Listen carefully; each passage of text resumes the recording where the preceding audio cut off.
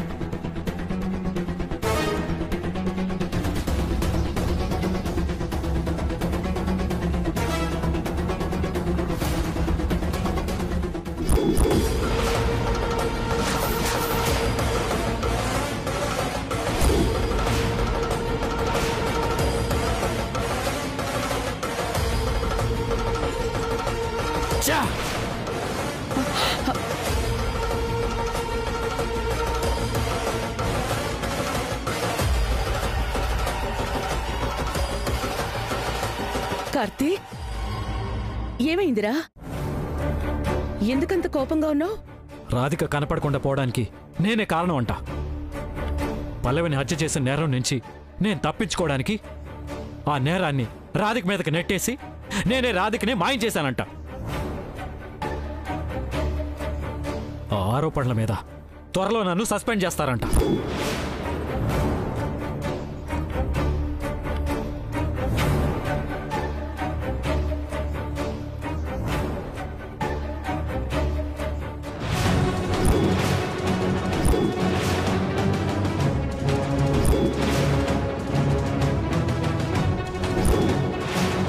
చూసావమ్మా, రాధిక కారణంగా నా మనసుకి గాయాలే కాదు, నా ప్రొఫెషన్ మీద, నా నిజాయితీ మీద కూడా నిందలు పడుతున్నాయి.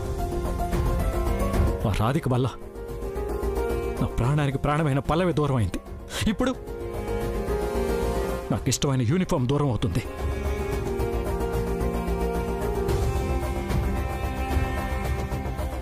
దూరం అవుతుంది. కార్తీక్, ఊరుకోరా, బాధపడకు. పల్లవి ప్రాణాలు పోవడానికి ఖచ్చితంగా రాధిక కారణం అయ్యుండదురా. మరెవరమ్మా? నేనా? మరి లేకపోతే ఏంటమ్మా? రాధిక కార్తీక్ని ఈ ఇంటిని వదిలిపెట్టి ఒక్క క్షణం కూడా ఉండలేదు. పల్లవి ప్రాణాలు పోవడానికి రాధిక కారణం కాకపోతే ఇన్ని రోజులైనా తను తిరిగి రాకుండా ఎందుకుంటుంది?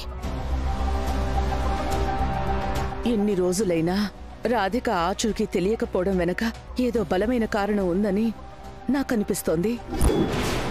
అవును ధర్మ, ఖచ్చితంగా ఏదోటి జరుగుంటుంది. ఇందులో ఎలాంటి అనుమానం లేదు.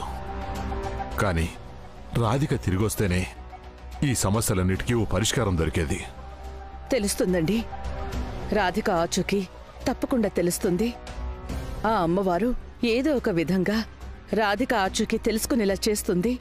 ఊదో ఎల్లమ్మ తల్లి ఊదో, ఊదో ఎల్లమ్మ తల్లి ఊదో, ఊదో ఎల్లమ్మ తల్లి ఊదో, ఊదోయమ్మ ఊదోయమ్మ ఎల్లమ్మ తల్లి ఊదోయమ్మ. మీ కలతకి కలవరానికి పరిష్కారం లభిస్తుంది. ఈ నవరాత్రుల్లో మీ అబ్బాయితో కోనేటి స్నానము చేయించి అమ్మవారికి ముడుపు కట్టించండి. ఆ తల్లికి 1,00,000 పుష్పాల అర్చన చేయించండి.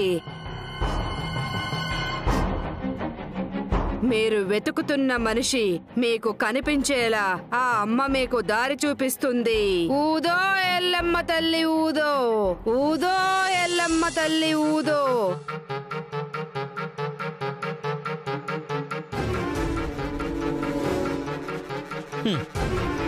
ఈ సాధులు ఎవరో గానీ కరెక్ట్గా ఇలాంటి సీన్ జరుగుతున్నప్పుడే వస్తారు, చెప్పెళ్ళిపోతారు. ఇక్కడ ఈ సీన్ జరుగుతున్నట్టు వాళ్ళకెవరో ఫోన్ చేసి చెప్పినట్టు. హే నోర్ముయ్, అమ్మవారిని అలా అంటే కళ్ళు పోతాయి. కార్తీక్, నీ బాధను అర్థం చేసుకుని సాక్షాత్తు ఆ కనకదుర్గమ్మ తల్లే ఈ అమ్మ రూపంలో వచ్చిందనిపిస్తోంది. ఈవిడ చెప్పిన విధంగా నువ్వు పూజ జరిపిస్తే రాధిక ఆచూకీ తెలుస్తుంది.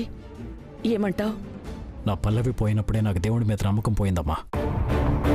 ఈ పూజలవి నాకు ఇష్టం లేదు, కానీ చేస్తాను.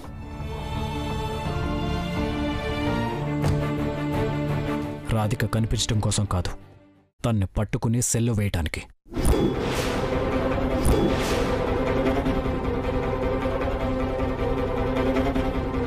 పల్లవిని చంపిన హంతకుడు అని మా డిపార్ట్మెంట్ దృష్టిలో నా మీద పడిన నిందని చెరిపేసుకోవడానికి చేస్తాను.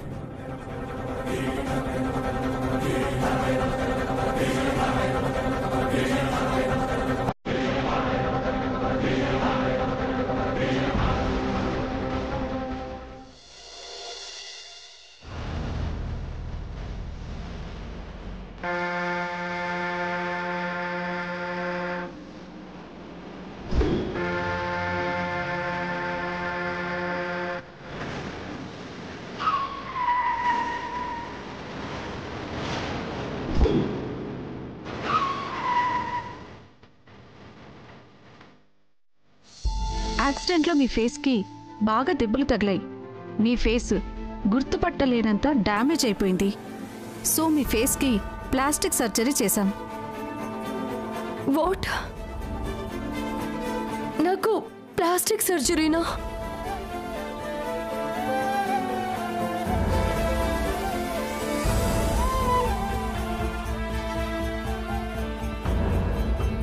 ఎక్స్క్యూజ్ మీ,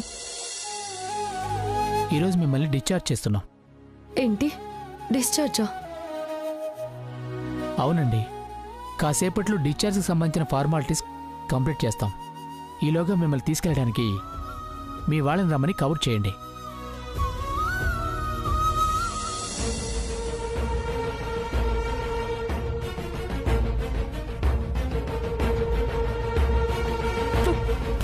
పల్లవి యొక్క గుండె నాకు పెట్టింది. నాలో ఉన్నది పల్లవి యొక్క గుండె. అందుకేనా ఆయన కనిపించిన ప్రతిసారి ఈ గుండె అంత వేగంగా కొట్టుకుంది?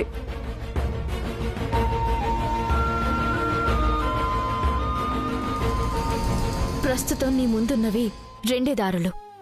ఒకటి జైలుకు వెళ్ళడం, రెండు అజ్ఞాతంలోకి వెళ్ళడం. జైలుకేంటి, అజ్ఞాతం ఏంటి? అవును, ప్రస్తుతం నీ మీద పల్లవిని చంపిన హంతకురాలు అనే నేరం పడింది.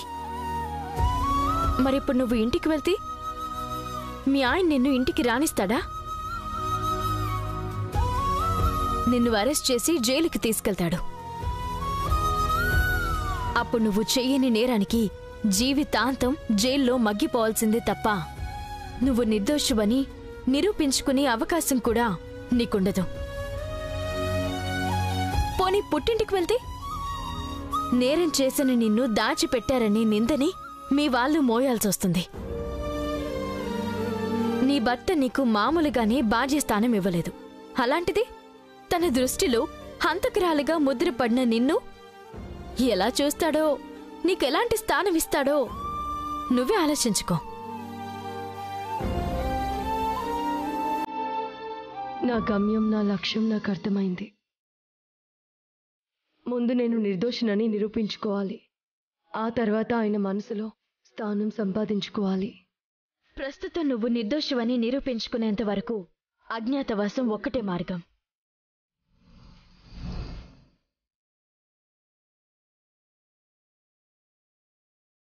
ఎక్స్క్యూజ్ మీ, మీ డిశ్చార్జ్ ప్రాసెస్ కంప్లీట్ అయిపోయింది.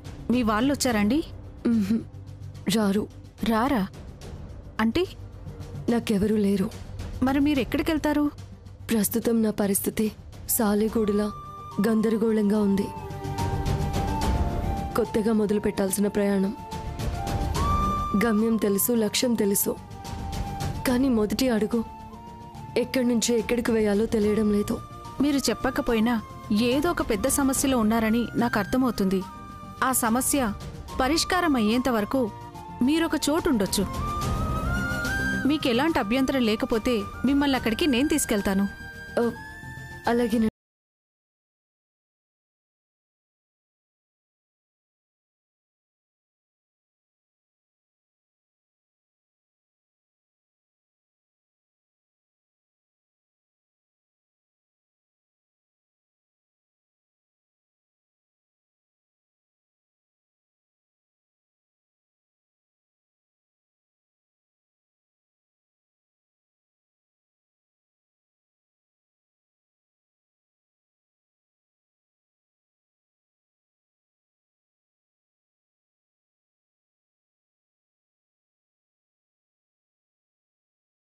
కన్నబిడ్డల్ని బయటికి గెంటేసిన తల్లిదండ్రులకి, చెత్త కుప్పల్లో వదిలేసిన బిడ్డలకి, ఎటు వెళ్లాలో అర్థం కాని అభాగ్యులకి, ఇలా ఎంతో మందికి అమ్మఒడి లాంటిది.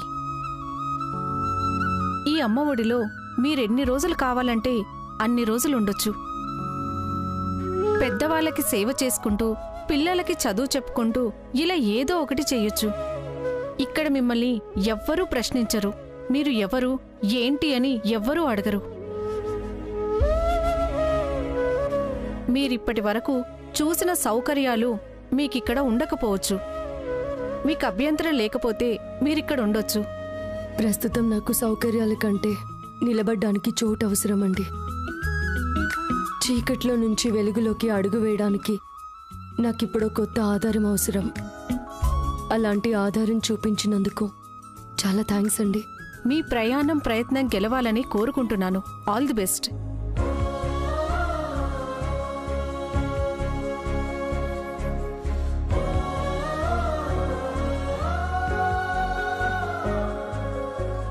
అమ్మా, చెప్పమ్మా. ఈవిడ కొద్ది రోజులు మన శాంతినికేతన్లోనే ఉంటారు. జాగ్రత్తగా చూసుకోండి. అలాగే అమ్మా. ఇక నేను వెళ్ళొస్తానండి. అలాగేనండి. బంగారు బొమ్మలా ఉన్నావమ్మా. పదమ్మా, లోపలికి వెళదాం.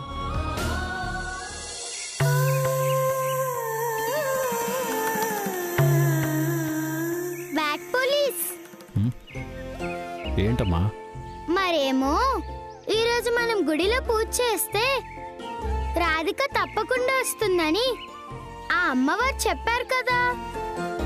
మరిప్పుడు మనం పూజ చేయించిన వెంటనే రాధిక ఇక్కడికి వస్తుందా?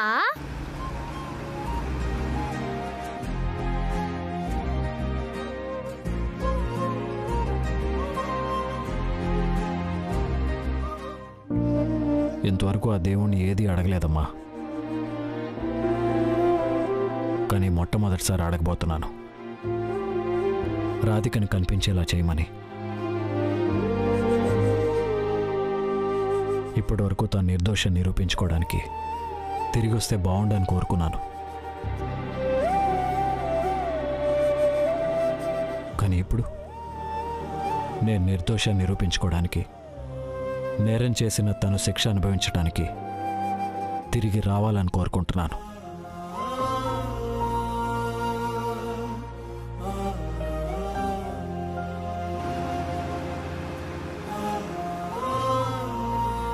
తిరిగి రావాలని కోరుకుంటున్నాను.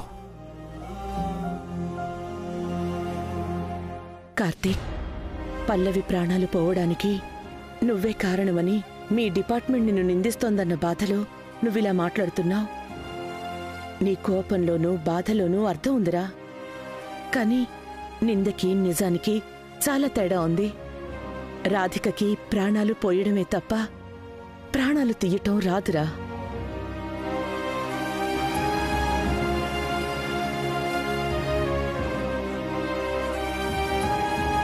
అవునరా కార్తీక్, రాధికకి బంధానికి బానిసత్వం చేయటం మాత్రమే తెలుసు. తన అనుకున్న వాళ్ల కోసం ప్రాణాలివ్వటం మాత్రమే తెలుసు. అంతే తప్ప పల్లవిని చంపేసి తన జీవితాన్ని, సంతోషాన్ని లాగేసుకోవాలని ఆలోచించేంత దుర్మార్గురాలు కాదు కార్తీక్. అదే నిజమైతే రాధిక ఇక్కడే ఉండాలి నాన్న.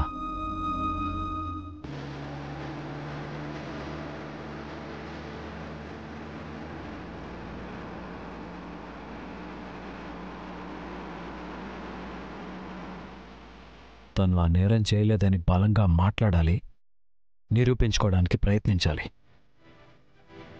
అంతే తప్ప ఆధారాలు తీసుకొస్తానని చెప్పి పారిపోకూడదు. రాధికది పారిపోయే మనస్తత్వం కాదు కార్తీక్. తను తిరిగి రాకుండా ఆగిపోవడం వెనుక ఏదో జరిగి ఉంటుంది. ఏ ఆటంకం తనను ఆపిన అరిష్టం ఈ రోజుతో తొలగిపోబోతున్నాయి.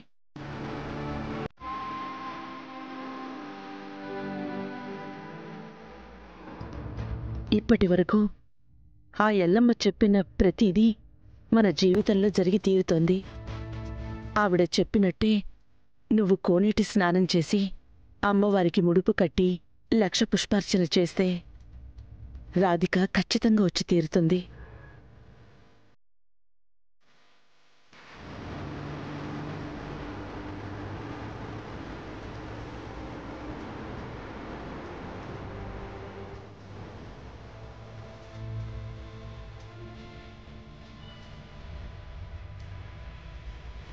తను ఎలాంటి నేరమూ చెయ్యలేదని రాధిక నిరూపించుకుంటుంది.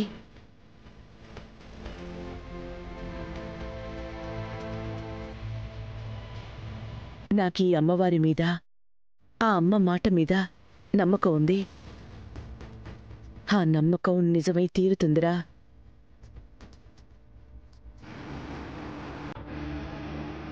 అది బ్రతుకుంటే కదా తిరిగి వస్తుందని ఆశపడచ్చు. కానీ బూడిదైపోయిన దానికోసం ఎంత ఆరాటపడినా చివరికి మిగిలేది బూడిదే.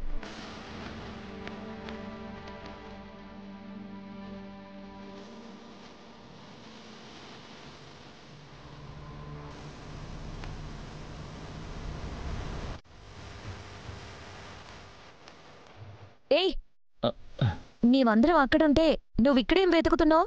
రాధికని. పిచ్చా నీకేమైనా? రాధికని వెతకడం ఏంటి? మీ అమ్మ ఏమనుకుంటుందో తెలుసుగా. ఇప్పటి వరకు ఆ ఎల్లమ్మ చెప్పిన ప్రతిదీ జరిగింది. ఇప్పుడు కూడా ఆవిడ చెప్పినట్టే ఈ పూజ చేస్తే రాధిక ఖచ్చితంగా వస్తుందేమో. రాదు, రాలేదు. అంత నమ్మకంగా ఎలా చెప్తున్నావు? ఎందుకంటే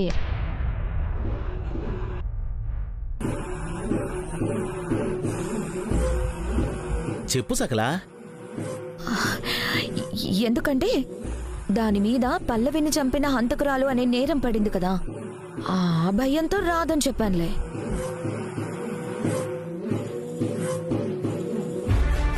ఈ సకల బయటపడట్లేదు గాని ఈ మాటల వెనుక ఏదో మర్మం ఉంది. ఇంతకీ ఈ రాధిక ఎక్కడుందో? కార్తీక్, నువ్వు ముందు కోనేటి స్నానం చేయాలి. కోనేటికి వెళ్దాం పద. పద.